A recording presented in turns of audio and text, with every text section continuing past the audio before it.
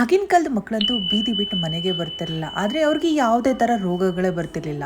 ಆದರೆ ಈಗಿನ ಕಾಲದ ಮಕ್ಕಳುಗಳು ಮನೆ ಬಿಟ್ಟು ಆಚೆನೇ ಹೋಗಲ್ಲ. ಆದರೆ ಮೈ ತುಂಬ ಫುಲ್ ರೋಗಗಳ ಥರನೇ ಇರುತ್ತೆ. ಅದು ಎಸ್ಪೆಷಲಿ ಈ ಸ್ಕಿನ್ ಪ್ರಾಬ್ಲಮ್ ಅನ್ನೋದು ಪ್ರತಿಯೊಂದು ಮಕ್ಳಿಗಂತೂ ಯಾವುದೇ ಒಂದು ಥರದಲ್ಲಿ ಅದ್ರದ್ದು ಕಾಡ್ತಾನೆ ಇರುತ್ತೆ. ಯಾಕೆ ಅಂದರೆ ಅವ್ರಿಗೆ ತಗೊಳ್ಳೋ ಅಷ್ಟು ಪ್ರೋಟೀನ್ಸ್ ಪೋಷಕಾಂಶಗಳು ಮೈ ಒಳಗಡೆ ಹೋಗ್ತಾ ಇಲ್ಲ. ಸೊ ಹಾಗಾಗಿ ಚರ್ಮ ಕಾಯಿಲೆಗಳು ತುಂಬ ಜಾಸ್ತಿ ಆಗ್ತಾ ಇದ್ದಾವೆ. ಎಸ್ಪೆಷಲಿ ಬಂದು ಈ ಸೋರಿಯಾಸಿಸ್, ಯಾವುದೇ ಥರ ಚರ್ಮ ಕಾಯಿಲೆಗಳು ಇರಲಿ, ಇದೊಂದೇ ಸಾಕು ರಾಮಬಾಣ ಆಗಿ ವರ್ಕ್ ಮಾಡುತ್ತೆ. ನೀವು ಇದನ್ನ ಮಾಡಿಕೊಂಡು 1 ತಿಂಗಳು ಖಾಲಿ ಹೊಟ್ಟೆಲಿ ತಗೊಳ್ಳೋದ್ರಿಂದ ಯಾವುದೇ ಥರ ನಿಮಗೆ ಸ್ಕಿನ್ ಪ್ರಾಬ್ಲಮ್ ಇದ್ರೂ ಕ್ಲಿಯರ್ ಆಗುತ್ತೆ. ಇದಕ್ಕೆ ಏನು ಬೇಕಪ್ಪ ಅಂದರೆ ಮೇನ್ ಬೇಕಾಗಿರೋದು ಇದಕ್ಕೆ ಅಗಸೆ ಬೀಜ, ಫ್ಲಾಕ್ ಸೀಡ್ಸ್ ಅಂತ ಏನು ಹೇಳ್ತೀವಿ, ಇದೇ ಒಂದು ರಾಮಬಾಣ ಅಂತಾನೆ ಹೇಳ್ಬೋದು. ಅದ್ರ ಜೊತೆಗೆ ಈ ವಾಲ್ನಟ್ಸ್ ಬಂದು ಸ್ವಲ್ಪ ಕಸರೆ ಇರೋದ್ ಕಾರಣ ನಾನು ಇದಕ್ಕೆ ಖರ್ಜೂರ ಹಾಕೊಂಡಿದ್ದೀನಿ. ಏಕೆಂದರೆ ಸ್ವಲ್ಪ ಮಕ್ಳಿಗೆ ತಿನ್ನಕ್ಕೆ ಸ್ವಲ್ಪ ಸ್ವೀಟಿನ ಅಂಶ ಥರ ಇರುತ್ತೆ. ಖರ್ಜೂರ ಬೇಡ ಅನ್ನೋರು ನೀವು ಕಂಪ್ಲೀಟ್ ಆಗಿ ಅದನ್ನು ಸ್ಕಿಪ್ ಮಾಡಿ ನೀವು ಆರ್ಗ್ಯಾನಿಕ್ ಬೆಲ್ಲ ಕೂಡ ಯೂಸ್ ಮಾಡ್ಬೋದು. ನಾನು ಇದಕ್ಕೆ 1 ಬೌಲ್ ಅಷ್ಟು ನಾನು ಅಗಸೆ ಬೀಜ ತೊಗೊಂಡಿದ್ದೀನಿ, ಫ್ಲಾಕ್ ಸೀಡ್ಸ್ ತೊಗೊಂಡಿದ್ದೀನಿ.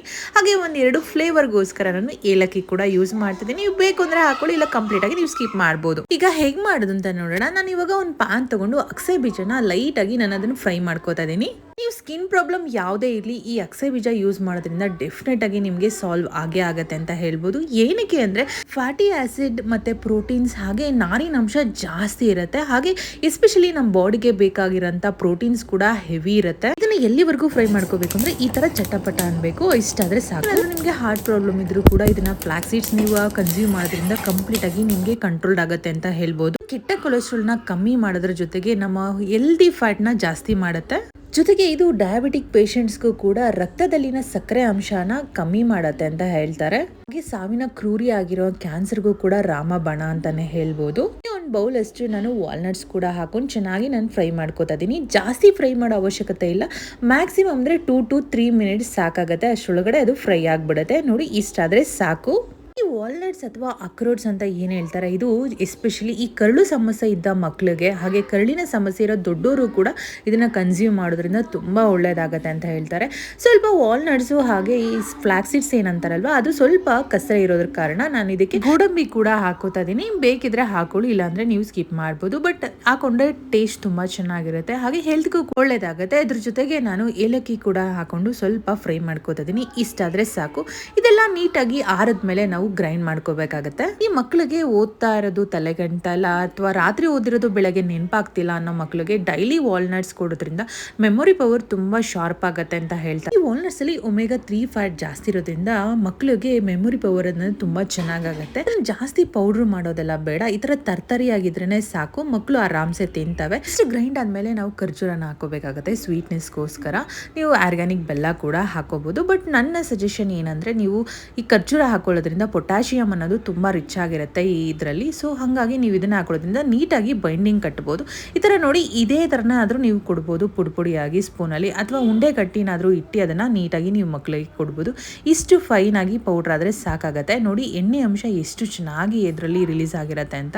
ಈ ಪ್ರೆಗ್ನೆಂಟ್ ವುಮೆನ್ಸು ಜಾಸ್ತಿ BP ಇಂದ ಕೆಲವೊಂದ್ಸಲ ಅಬೋಷನ್ ಆಗೋ ಚಾನ್ಸಸ್ ಕೂಡ ಇರುತ್ತೆ. ಹಾಗಾಗಿ ಈ ಡೈಲಿ ಪ್ರೆಗ್ನೆಂಟ್ ವುಮೆನ್ಸ್ ವಾಲ್ನಟ್ಸ್ ತಿನ್ನೋದ್ರಿಂದ ರಕ್ತದೊತ್ತಡ ಕಮ್ಮಿ ಮಾಡ್ಬೋದು ಅಂತ ಕೂಡ ಹೇಳ್ತಾರೆ. ಸೊ ಪ್ರೆಗ್ನೆಂಟ್ ವುಮೆನ್ಸ್ ಯಾರು ಇರ್ತಾರ, ಡಾಕ್ಟ್ರನ್ನ ಸಜೆಷನ್ ಮಾಡಿ ಕೇಳಿಕೊಂಡು ನೀವು ಡೈಲಿ ಒಂದೊಂದು ವಾಲ್ನಟ್ಸ್ ತಿನ್ಬೋದು. ಚೆನ್ನಾಗಿದು ಪುಡಿ ಆದಮೇಲೆ ಒಂದು ತಟ್ಟೆಗೆ ಹಾಕ್ಕೊಂಡು 1-2 ನಿಮಿಷ ಆದಮೇಲೆ ಬಿಸಿ ಮಾಡ್ಕೊಂಡಿರೋ ತುಪ್ಪ ಹಾಕೋತಾ ಇದ್ದೀನಿ. ಯಾಕೆಂದರೆ ನಾವು ಬೈಂಡಿಂಗ್ ಮಾಡ್ಲಿಕ್ಕೆ ಬೇಕಲ್ವಾ. ಸೊ ನೀವು ಹಾಕೋಬೋದು, ಇಲ್ಲ ಅದನ್ನು ಸ್ಕಿಪ್ ಮಾಡ್ಬೋದು. 1-2 ಸ್ಪೂನಷ್ಟು ಬಿಸಿ ಮಾಡಿರೋ ತುಪ್ಪನ ಹಾಕೊಂಡು ಚೆನ್ನಾಗಿ ನೀವು ಮಿಕ್ಸ್ ಮಾಡ್ಕೋಬೇಕಾಗತ್ತೆ. ಮಿಕ್ಸ್ ಮಾಡಿಕೊಂಡು ನೀವು ಟೇಸ್ಟ್ ನೋಡ್ಕೊಳ್ಳಿ. ತುಂಬ ಕಸರೆ ಅನಿಸಿದ್ರೆ ಸ್ವಲ್ಪ ಆರ್ಗ್ಯಾನಿಕ್ ಬೆಲ್ಲ ನೀವು ಯೂಸ್ ಮಾಡ್ಬೋದು. ಇಲ್ಲ ಓಕೆ ಮಕ್ಕಳು ತಿಂತಾರೆ ಅಂದರೆ ನೀವು ಹಾಗೆ ಅದನ್ನು ಉಂಡೆ ಕಟ್ಕೊಬೋದು. ನೋಡಿ, ಈ ಥರ ಅದನ್ನು ಉಂಡೆ ಕಟ್ಕೊಬೋದು, ಆರಾಮ್ಸೆ ಕಟ್ಕೊಬೋದು, ಏನೂ ಪ್ರಾಬ್ಲಮ್ ಇಲ್ಲ. ನೋಡಿ, ಇಷ್ಟು ಚೆನ್ನಾಗಿ ಉಂಡೆ ಬರುತ್ತೆ. ವಾಲ್ನಟ್ಸ್ ಬಂದು ಡ್ರೈ ಫ್ರೂಟಲ್ಲೇ ದಿ ಬೆಸ್ಟ್ ಅಂತಲೇ ಹೇಳ್ಬೋದು. ಅಷ್ಟು ಪ್ರೋಟೀನ್ಸ್ ಈ ವಾಲ್ನಟ್ಸಲ್ಲಿರುತ್ತೆ. ಬಟ್ ಸ್ವಲ್ಪ ಕಸರೆ ಇರೋ ಕಾರಣ ಮಕ್ಕಳು ಇದನ್ನು ತಿನ್ನೋಕ್ಕೆ ರಿಜೆಕ್ಟ್ ಮಾಡ್ತಾರೆ. ನೋಡಿ, ಈ ಥರ ಮಾಡ್ಕೊಂಡು ಕೊಡೋದ್ರಿಂದ ಮಕ್ಕಳು ಆರಾಮ್ಸೆ ತಿಂತಾರೆ. ನೀವು ಇದನ್ನು ಉಂಡೆ ಕಟ್ಕೊಂಡು 15 to 20 ಡೇಸ್ವರೆಗೂ ನೀವು ಸ್ಟೋರ್ ಮಾಡ್ಬೋದು. ಮಕ್ಕಳಿಗೆ ಡೈಲಿ ಖಾಲಿ ಹೊಟ್ಟೆಲಿ ಒಂದೊಂದು ಕೊಡೋದ್ರಿಂದ ತುಂಬ ಚೆನ್ನಾಗಿ ಹೆಲ್ತ್ ವೈಸ್ ಏನೇ ಥರ ಸ್ಕಿನ್ ಪ್ರಾಬ್ಲಮ್ ಇದ್ರೂ ಕಮ್ಮಿ ಆಗುತ್ತೆ. ಯಾವುದೇ ಥರ ಫ್ರಿಡ್ಜಲ್ಲಿ ಇಡದೆ ಈಚೆಗಡೆನೇ ಇಡ್ಬೋದು. ಇದನ್ನು ನೀವು ಮ್ಯಾಕ್ಸಿಮಮ್ ಒಂದು ಮಂತ್ ಖಾಲಿ ಹೊಟ್ಟೆಲಿ ತೊಗೊಳೋದ್ರಿಂದ ಯಾವುದೇ ಥರ ಮಕ್ಕಳಿಗೆ ಸ್ಕಿನ್ ಪ್ರಾಬ್ಲಮ್ ಇದ್ರೆ ಕ್ಲಿಯರ್ ಆಗುತ್ತೆ ಅಂತ ಹೇಳ್ಬೋದು. ನಾನು ಮಾಡಿದಂತಹ ಈ ವಿಡಿಯೋ ನಿಮಗೆ ಇಷ್ಟ ಆಗಿರೋ ದಯವಿಟ್ಟು ಲೈಕ್ ಮಾಡಿ. ಹಾಗೆ ಸ್ಕಿನ್ ಪ್ರಾಬ್ಲಮ್ ಯಾರಿಗಾದ್ರೂ ಇದ್ದರೆ ದಯವಿಟ್ಟು ಈ ವಿಡಿಯೋನ ಅವ್ರಿಗೆ ಶೇರ್ ಮಾಡಿ. ಹಾಗೆ ಸಬ್ಸ್ಕ್ರೈಬ್ ಮಾಡದೆ ನೋಡ್ತಿರ್ತೀರಾ, ದಯವಿಟ್ಟು ಸಬ್ಸ್ಕ್ರೈಬ್ ಮಾಡ್ಕೊಳ್ಳೋದು ಮರಿಬೇಡಿ. ನಿಮ್ಮ ಪ್ರೀತಿಯ ಸಿಸ್ಟರ್ ವ್ಲಾಗ್ಗೆ ಸಪೋರ್ಟ್ ಮಾಡಿ, ಹಾಗೆ ಲೈಕ್ ಮಾಡಿ, ಕಮೆಂಟ್ ಮಾಡಿ. ನಿಮ್ಗೆ ಏನಾದರೂ ಹೆಲ್ತ್ ರಿಲೇಟೆಡ್ ಏನಾದರೂ ಪ್ರಾಬ್ಲಮ್ ಇದ್ದರೆ ಕಮೆಂಟ್ ಸೆಕ್ಷನಲ್ಲಿ ಕಮೆಂಟ್ ಮಾಡಿ. ನನಗೆ ಗೊತ್ತಿರೋ ಯಾವ್ದಾದ್ರು ಒಂದು ಹೆಲ್ತ್ ವೀಡಿಯೋಸ್ ನಾನು ನಿಮ್ಗೆ ಅಪ್ಡೇಟ್ ಮಾಡ್ತಿರ್ತೀನಿ. Thank you for watching. Love you all. Bye.